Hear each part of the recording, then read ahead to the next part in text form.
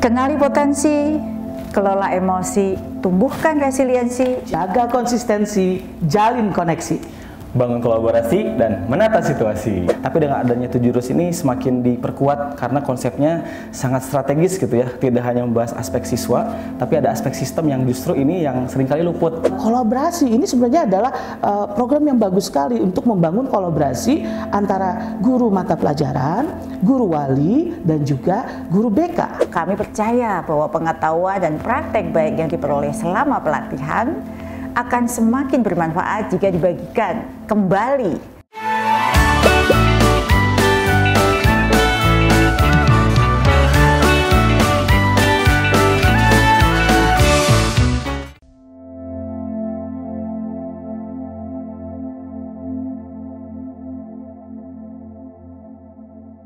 Halo Sobat Belajar, selamat datang di Siniar Kemendikdasman, ruang berbagi cerita, inspirasi, dan kebijakan pendidikan dasar dan menengah. Tentunya bersama saya Caca Anissa akan menemani Sobat Belajar dalam bincang santai namun bermakna. Sobat Belajar, dunia pendidikan kita saat ini memang menghadapi tantangan yang makin kompleks di mana generasi muda kita ini tumbuh di era yang serba cepat, penuh tekanan, dan tentunya disrupsi informasi. Mereka membutuhkan bukan hanya ilmu pengetahuan, tetapi juga dukungan emosional dan bimbingannya kuat untuk bisa tumbuh tangguh dan tentunya bahagia.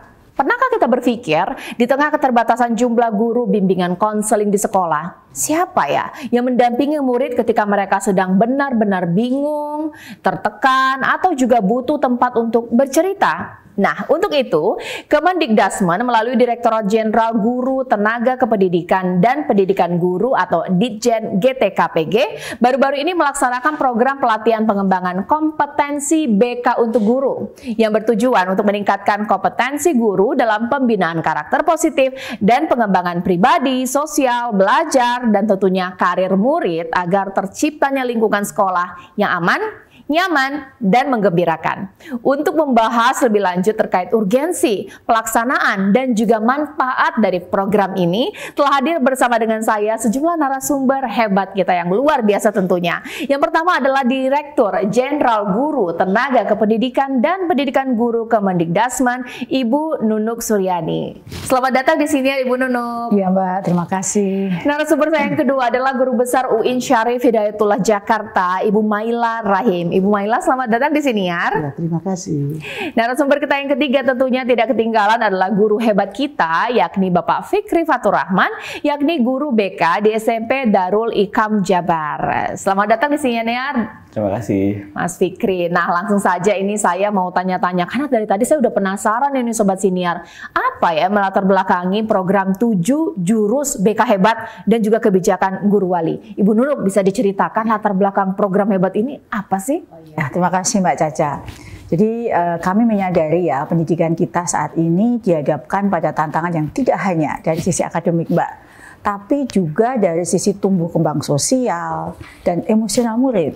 Nah, tugas seorang guru di setiap ruang kelas tidak hanya ngajar, tapi juga menjadi sosok yang paling dekat dengan murid, menjadi yang pertama melihat perubahan sikap, menangkap kegelisahan atau merasakan semangat belajar yang meredup. Sayangnya kondisi saat ini tugas guru membimbing, mendampingi murid itu kerap dianggap sebagai tanggung jawab guru BK saja. Nah, padahal guru mata pelajaran, guru kelas adalah garda terdepan yang berinteraksi langsung dengan murid. Nah, guru mapel, baik guru olahraga, guru bahasa Indonesia, atau mapel lainnya, bertugas melakukan identifikasi Mbak, identifikasi awal, mengecek bagaimana kondisi kesejahteraan psikologi murid itu. Oleh karena itu, kita perlu memastikan bahwa semua guru dibekali dengan pemahaman dasar dan keterampilan membimbing murid secara tepat sebagai bentuk tanggung jawab bersama menjaga kesehatan mental dan psikologi murid. Kemendikdasmen merancang program pelatihan yang aplikatif, yang mudah dipahami oleh semua guru, tidak hanya guru BK, yaitu program Setiap Guru Bisa Menjadi Guru Wali. Ini juga diperkuat dengan yang baru-baru ini kami sosialisasikan kepada Ibu Bapak Guru terkait dengan Permendikdasmen nomor 11 tahun 2025 tentang pemenuhan beban kerja guru. Peraturan ini menegaskan bahwa semua guru bisa menjadi pembimbing yang selanjutnya disebut dengan guru wali. Tugas guru wali adalah memberikan pendampingan akademik, pengembangan karakter, serta keterampilan sosial emosional murid secara berkelanjutan sehingga akhir masa belajar mereka. Sehingga guru wali diposisikan tidak berdiri sendiri, melainkan berkolaborasi aktif dengan guru BK dan wali kelas dalam memastikan kesejahteraan murid, termasuk dalam pencegahan dan penanganan isu-isu seperti perundungan dan kekerasan. Program Setiap Guru Bisa Menjadi Guru Wali lahir sebagai jawaban atas kebutuhan mendesak akan pendekatan yang lebih menyeluruh dalam mendampingi murid. Melalui program ini kita ingin menghadirkan panduan yang aplikatif, kreatif, dan mudah dipahami oleh semua guru agar mereka tidak merasa sendiri dalam misi besar ini, menumbuhkan generasi yang tidak hanya cerdas, tetapi juga tangguh dan bahagia, Mbak Caca. Nah, Ibu Nunuk, itu menandakan bahwa guru BK ini sangat dibutuhkan ya untuk sekolah. Nah, program 7 jurus BK hebat ini apakah akan memang benar-benar efektif untuk memberikan pembekalan, pengetahuan, pendampingan, atau juga membuat guru non-BK bisa menjadi guru BK hebat seperti yang diinginkan? Baik, terima kasih Mbak Caca. Jadi 7 jurus BK hebat ini kami luncurkan sebagai bentuk panduan yang praktis dan kreatif agar guru kelas maupun guru mata pelajaran dapat mendeteksi masalah sejak dini, Mbak Caca. Mendampingi murid-murid, membangun suasana belajar yang aman secara emosional maksudnya di sini. Nah, panduan ini berbentuk modul pelatihan dengan visualisasi yang menarik dengan menggunakan gamifikasi. Pendekatan ini tetap menjaga kedalaman substansi agar tidak kehilangan ruh dari bimbingan konseling yang sesungguhnya. Nah, 7 jurus BK hebat tersebut terdiri dari yang pertama, kenali potensi, yang kedua, kelola emosi, yang ketiga, tumbuhkan resiliensi, yang keempat, jaga konsistensi, yang kelima, jalin koneksi, dan yang keenam, bangun kolaborasi, serta yang ketujuh, menata situasi. Ketujuh jurus ini dirancang agar lebih mudah dipahami dan segera dapat diterapkan oleh setiap guru dalam interaksi sehari-hari dengan murid-murid di kelas maupun di lingkungan sekolahnya. Dengan materi yang kuat, metode yang menyenangkan, dan jangkauan yang luas, kita berharap semua murid dimanapun keberadaannya dapat merasakan layanan BK yang berkualitas. Karena pendidikan yang baik bukan hanya membuat anak cerdas secara akademik, tetapi juga sejahtera secara emosional, tangguh menghadapi tantangan, dan tumbuh selaras secara sosial. Dengan demikian, tujuan kita untuk menciptakan lingkungan belajar yang aman, nyaman, dan menggembirakan dapat kita wujudkan, Mbak Caca. Nah, ada 7 jurus BK hebat, ada juga setiap guru, ada konsep setiap guru bisa menjadi guru wali ini. Ini apakah nanti posisi guru BK ini tidak tergeser, Bu? Ini seperti apa? Oh ya, baik. Jadi guru wali ini tidak bermaksud untuk menggeser guru BK, Mbak Caca.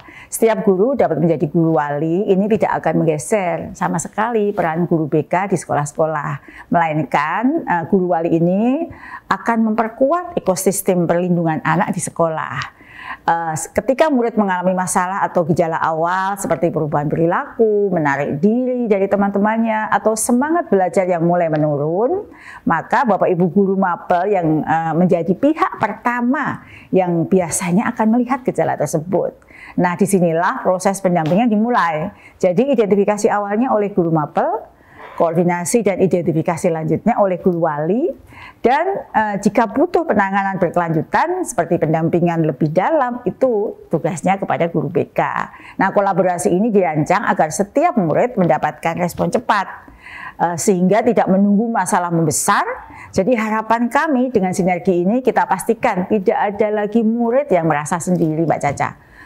Sendiri dalam menghadapi permasalahannya, kemudian karena ibu dan bapak gurunya hadir terus ada pada sekitarnya, peka dan siap membersamai mereka. Nah, Sobat Belajar, mari kita mendengar apa sih pandangan dari para pemangku kepentingan, yaitu mereka-mereka yang disebut sebagai Sobat Belajar dari pengamat pendidikan dan juga guru BK ini. Langsung saja kita akan berbincang dengan Profesor Maila Rahim, seorang guru besar dari UIN Syarif Hidayatullah Jakarta. Prof Maila, tadi kan sudah banyak dijelaskan Ibu Nunu di sini urgensi atau juga latar belakang dari 2 program tadi, 7 jurus BK hebat dan semua bisa jadi guru wali. Ini seperti apa sih pendapatnya? Apakah memang sangat dibutuhkan untuk dunia pendidikan saat ini? Iya, jadi kalau kita melihat data bahwa tindakan kekerasan kepada anak ini terus meningkat hingga 30% tahun kemarin, meningkat dari tahun sebelumnya. 4.300 tindak kekerasan kepada anak dan 17% terjadi di satuan pendidikan. Nah, ini ada urgensi, apa yang terjadi, bagaimana sekolah merespon. Dan juga kalau kita lihat penelitian tahun 2011 itu ada penelitian Durlach dan Meisterhoff, dia melihat bahwa jika ada intervensi pada kesejahteraan sosial emosional anak, maka hasil belajar mereka bisa meningkat hingga 11%. Nah, ini besar sekali. Kalau kita balik lagi, peraturan Kemendikdasmen ini kan mengatur bahwa satu guru BK itu membimbing 150 siswa. Nah, kenyataannya ini membimbing 500 sampai 800. Dan di SD ini belum ada kebijakan guru BK ada di SD. Nah, kita melihat potensi guru kelas, ya, guru mata pelajaran, guru kelas di SD, mereka juga bisa menjadi orang yang membimbing tumbuh kembang sosial emosional anak. Jadi kita melihat urgensi dari tadi kondisi jumlah guru BK, kemudian juga pentingnya karena kita lihat sendiri ternyata intervensi ini memberi nilai yang besar sekali bagi kemajuan siswa dalam kemajuan akademiknya. Oke, Pak Fikri berarti sudah ikut pelatihan ya, sudah merasakan betul dari mulai pelatihan dan kemudian ketemu dengan siswa-siswa melakukan pendampingan secara psikologis.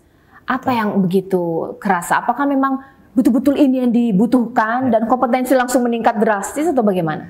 Baik, terima kasih Mbak Caca. Awal mula saya agak bingung, ini kok judulnya 7 jurus gitu ya. Jadi memang ini juga awal mula seperti penasaran kayak gitu. Nah, sampai akhirnya dijelaskan bagaimana 7 jurus itu filosofinya apa. Dan setelah diikuti pelatihan ini sangat membumi ya. Jadi artinya apa? Dari sekompleks teori-teori BK, kemudian materi BK yang ada itu disimplifikasi menjadi 7 jurus tadi.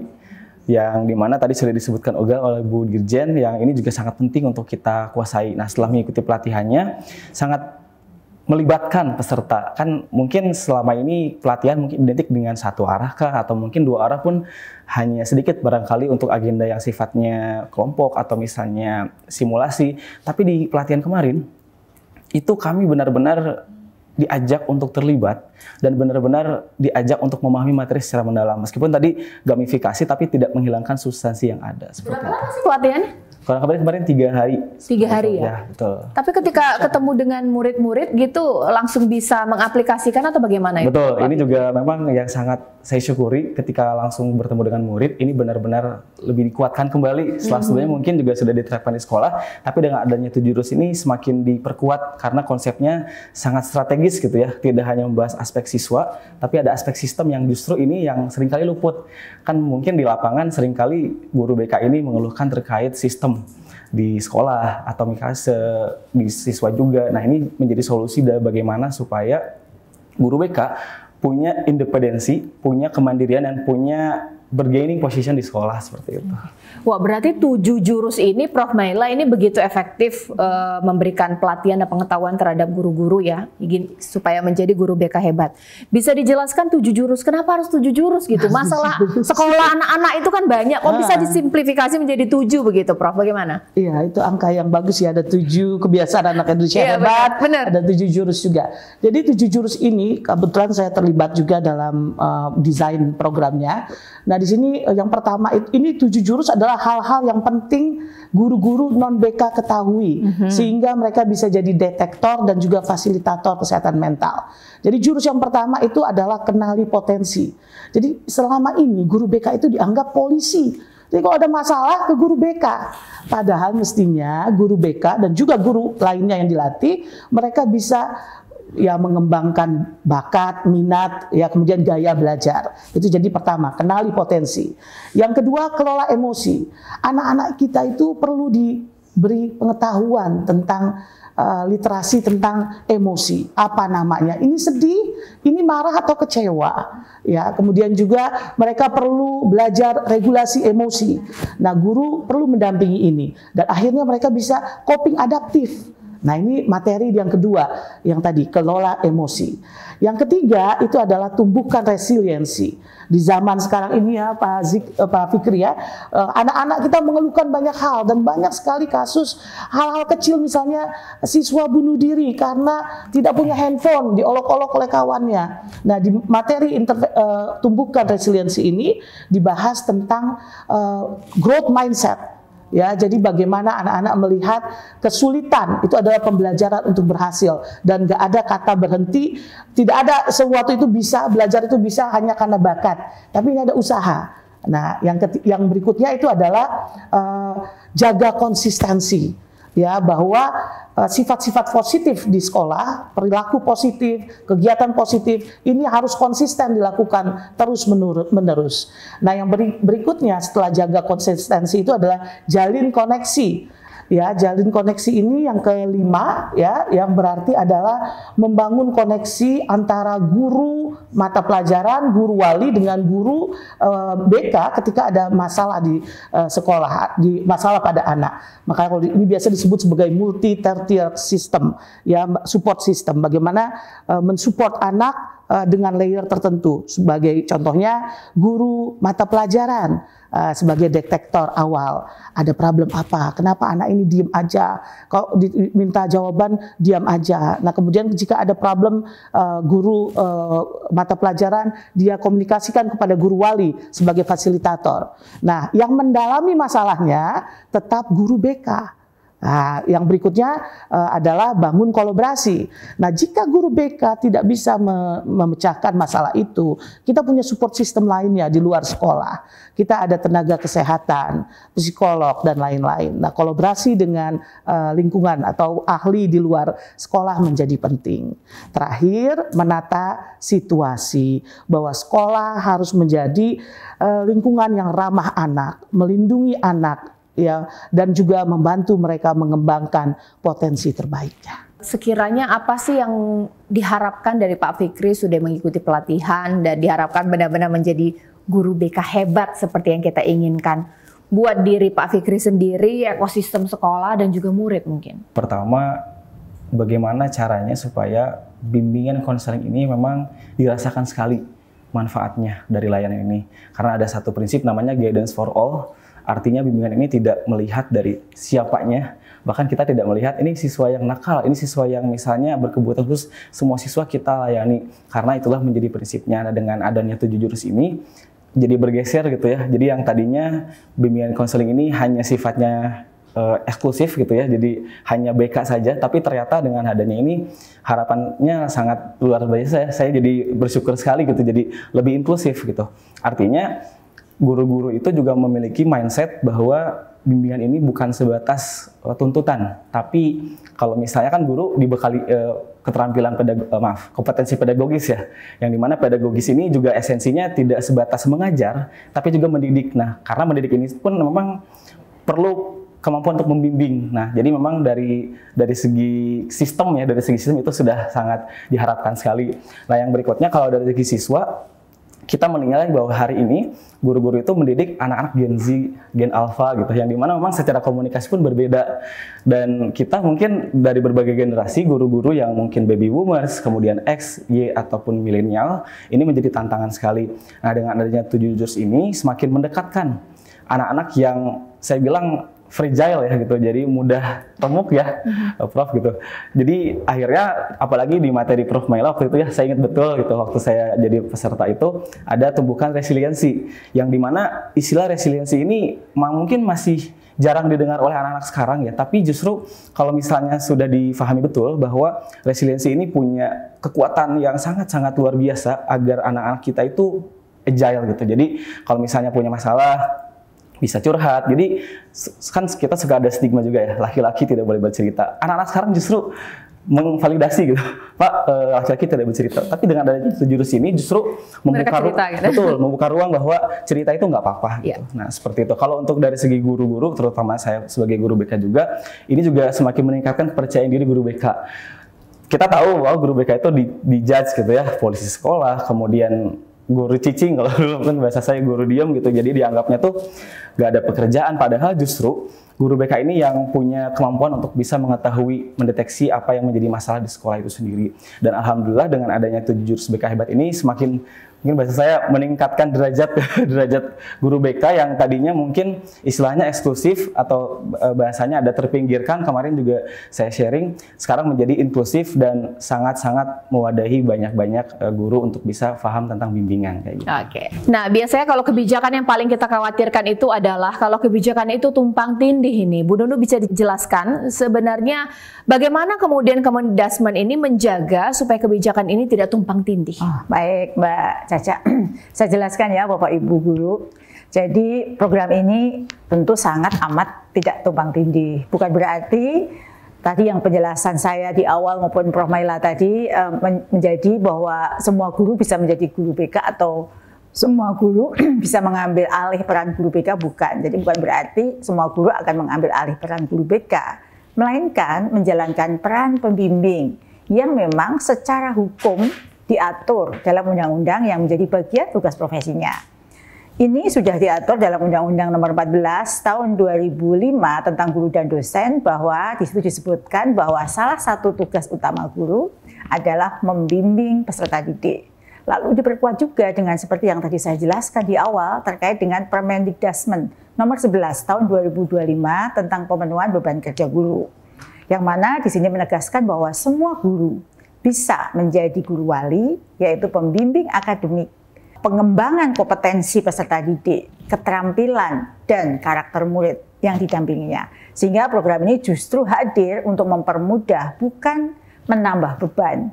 Dengan 7 jurus BK hebat tadi, Ibu dan Bapak guru dibekali dengan keterampilan praktis yang bisa langsung diterapkan di kelas pada pembelajaran sehari-hari. Sehingga Bapak Ibu guru melihat pendampingan murid bukan dilihat sebagai tugas tambahan, tapi sebagai bagian dari interaksi harian yang selama ini memang sudah dilakukan, namun sekarang diperkuat supaya lebih terstruktur. Jadi sekali lagi bukan tumpang tindih ya Bapak Ibu, tetapi ini adalah saling melengkapi. Ya, Bu Nunuk, ini dari tadi Sobat Belajar ini sudah penasaran ini. Lantas kalau mau daftar untuk ikut program 7 jurus BK hebat ini seperti apa ini? Bahkan juga kualifikasinya, persyaratannya. Oh, baik. Terima kasih Mbak Caca. Jadi Bapak Ibu, untuk mendukung implementasi pelatihan 7 jurus BK hebat ini, Kemendikbudristek menyiapkan strategi berjenjang dalam penguatan kapasitas guru. Tahun 2025 ini kami sudah menargetkan 1.200 fasilitator nasional atau disingkat Fasnas yang disiapkan langsung oleh Kementerian Pendidikan Dasar dan Menengah dan berasal dari unsur wijaiswara, dosen, praktisi BK, dan guru BK yang kami seleksi secara ketat. Keterwakilan wilayah secara proporsional juga menjadi pertimbangan. Kemudian persyaratan lainnya yang tidak kalah pentingnya adalah guru tersebut pernah menjadi instruktur, fasilitator tingkat provinsi, kabupaten, kota, karena guru-guru ini akan mencetak lagi fasilitator daerah atau yang disingkat dengan FASDA sebanyak 18.000. Pelatihan FASDA ini akan dilakukan melalui unit pelaksana teknis atau UPT yang berasal dari unsur guru BK SMP, SMK, SLB yang berlatar belakang pendidikan BK atau bimbingan konseling, psikologi atau ilmu psikologi. Nah, selain itu, kepala sekolah dan pengawas sekolah juga bisa menjadi Fasnas atau Fasda, namun wajib berlatar belakang pendidikan S1 bimbingan konseling, psikologi, ilmu psikologi, dan atau memiliki sertifikat pendidik bimbingan konseling. Demikian, Mbak. Prof Maila, boleh diberikan komentar ini kalau kita melihat dari sisi akademis bahkan juga pendidikan ya, ini program bagus sekali. Tapi bagaimana ya untuk cara menjaga keseimbangan peran sebagai pengajar baik, peran sebagai pendamping siswa juga baik begitu? Ya, jadi semestinya ini terintegrasi dengan tugas ya sebagai guru yang mengajarkan materi dan seterusnya. Yang pertama kita contohkan misalnya terintegrasi di RPP, berarti dimasukkan salah satu tujuan capaian akademiknya adalah tujuan sosial emosional. Ya, misalnya siswa dapat bekerja sama dengan temannya di dalam kelas, nah seperti itu. Kemudian yang kedua, kita biasakan 5 menit untuk refleksi. Ya, guru bisa memulai kelas dengan cek emosi anak. Ini kan tidak memakan waktu untuk pembelajaran karena hanya 5 menit. Nanti juga ketika ada situasi di mana misalnya ada anak yang terus-menerus menarik diri, ya ataupun terlalu aktif mencari perhatian guru. Nah ini nanti bisa ditindaklanjuti dengan berbicara dengan wali kelas, kemudian dengan guru BK sesungguhnya. Intinya ketika guru mendapatkan bimbingan untuk menjadi ya bimbingan tentang BK ini, keBK-an, sesungguhnya tidak menambah beban pekerjaan mereka karena mereka bisa mengintegrasikan dengan tugasnya. Ya, yang tadi kita sampaikan bahwa di RPP bisa ditambahkan bahwa capaian pembelajaran itu termasuk di dalamnya adalah tujuan sosial emosional. Nah, tadi kita contohkan misalnya anak dapat bekerja sama. Nah, ini kan kolaborasi. Nah, berarti itu bisa menjadi capaian dari pembelajaran di kelas. Nah, kemudian juga guru membiasakan untuk memulai pembelajaran dengan cek emosi. 5 menit aja, ya misalnya dengan gambar ya pasang atau stiker ditempel atau menyebutkan emosi. Apalagi sekarang ada macam-macam ya teknologi, ada Mentimeter. Nah, itu anak-anak seneng banget. Jadi bagaimana emosimu? Kita udah pernah coba. Itu langsung semuanya seneng sambil baca-baca. Oh, ternyata semuanya lagi sedih, senang dan gembira. Dan tadi kolaborasi ini sebenarnya adalah program yang bagus sekali untuk membangun kolaborasi antara guru mata pelajaran, guru wali, dan juga guru BK. Baik, Sobat Belajar, ini sudah banyak ya pertanyaan yang masuk lewat media sosial, ULT Kemendikdasmen, dan juga forum diskusi guru. Ayo kita cek pertanyaannya apa aja ya. Wah, ini udah ada pertanyaan untuk Ibu Nunuk nih ya. Bu Nunuk, apakah program ini wajib diikuti oleh semua guru di sekolah? Ini pertanyaan dari Instagram. Baik. Jadi Bapak Ibu guru, seperti yang saya jelaskan tadi ya, saat ini Direktorat Jenderal GTKPG telah menyelenggarakan bimbingan teknis untuk mencetak 1.200 orang Fasnas dan 18.000 Fasda. Namun semangat program ini tidak berhenti sampai di situ, Bapak Ibu. Kami percaya bahwa pengetahuan dan praktek baik yang diperoleh selama pelatihan akan semakin bermanfaat jika dibagikan kembali. Karena itu, para peserta diharapkan dapat berbagi ilmu dan pengalaman kepada rekan-rekan guru di sekolah dan komunitasnya, misalnya melalui kegiatan Hari Belajar Guru atau forum komunitas lainnya.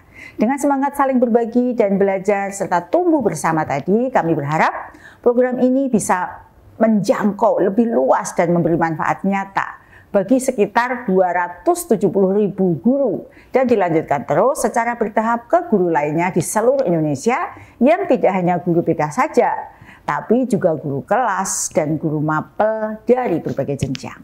Nah, ini ada pertanyaan lagi dari medsos untuk guru fasilitator, berarti dengan Pak Fikri. Ini pertanyaannya, setelah mengikuti program ini, implementasi atau praktik di lapangan akan seperti apa ini, Pak Fikri? Baik, ya ini sangat menarik sekali pertanyaannya karena memang sudah masuk ke tataran implementasi yang dimana kan guru-guru butuhnya cepat implementasinya gimana nih, teori aja kayaknya kurang gitu. Nah sebenarnya satu hal lagi yang mungkin dikuatkan adalah kita sebagai guru juga mesti belajar teori gitu. Nah jurus guru BK Hebat ini sebagai teorinya, katakanlah sebagai panduannya. Nah ketika di lapangan diimplementasi, memang yang menjadi tantangan adalah ada dua bagian ya, ke sesama guru atau stakeholder dan juga ke siswa, mohon maaf. Karena tadi kembali ke modulnya kan ada yang aspek siswa dan aspek sistem. Nah kalau ke guru, karena ini kita ngomongnya soal sistem dan di BK pun sebenarnya ada 4 bidang layanan dan juga ada 4 komponen dari bimbingan konseling. Salah satunya ada dukungan sistem yang barangkali yang sering jadi tantangan guru BK di lapangan. Nah oleh karena itu dengan 7 jurus guru BK Hebat ini semakin dikuatkan. Artinya guru BK bisa menawarkan sebuah solusi yang konkret, yang itu nanti bisa dirasakan guru-guru yang lain. Mungkin selama ini image-nya guru BK itu curhat, katakanlah hanya sebatas pendengar, memberikan solusi yang memang itu diketahui oleh guru-guru pada umumnya.